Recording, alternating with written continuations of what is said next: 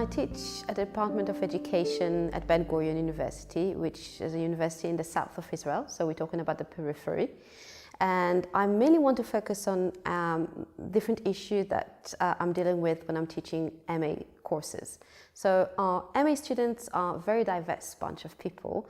They mostly come from the south, mostly come from the periphery. They're very diverse in terms of their ethnicity, in terms of their religion, but also most importantly, they not necessarily comes with an academic background as like a traditional university academic background. So they will be graduates of teacher colleges. They often come from families who don't have an academic background, meaning they are first generation.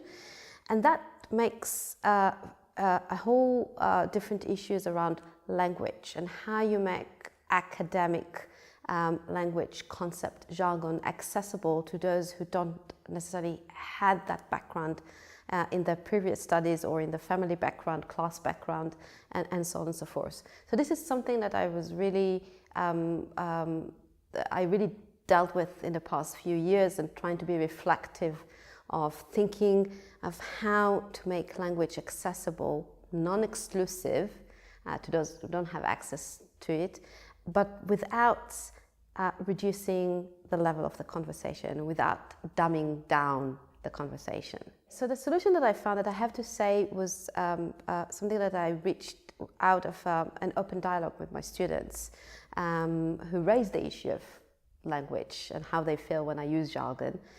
So one thing would be to reduce the jargon that I use and the academic language that I use. So thinking of the necessity of it.